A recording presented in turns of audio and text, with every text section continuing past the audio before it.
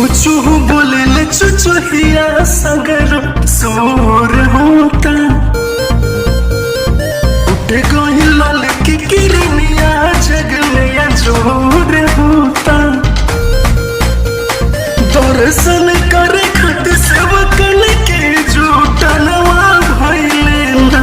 कि देवी मैया खोली ना हो नया नवा अब बिहनवा भइले ना कि देवी मैया खोली ना हो नया नवा अब बिहनवा भइले ना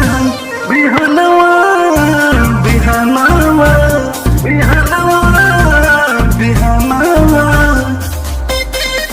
म्यूजिक बाय जसवंत कुमार।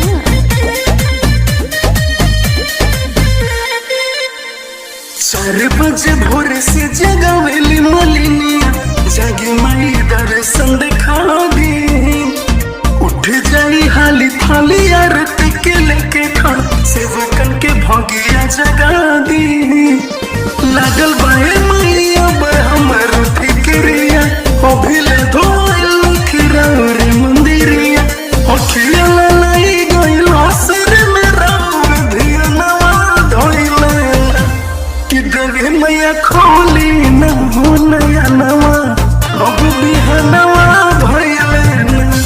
कि देवी मैया खोली न हो नया नवा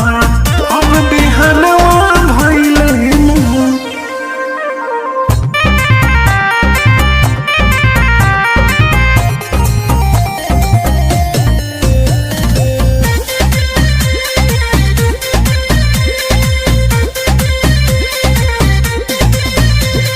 होई गइल सब माई पूजा की तैयारिया लगे गइल भीड़ दुआरिया हो श्याम रखे से करे और जीबी से माई खोल दे बजर के वाड़िया हो जसवंत यादित माई सिरावा झुकाए है हसन लगाई माई चौका पुरई है भगत में लीने हुई श्याम राउर भजनवा गइले ना कि देवी मैया खोली ना हो नया नवा अब बिहनवा भइले ना कि देवी मैया खोली ना हो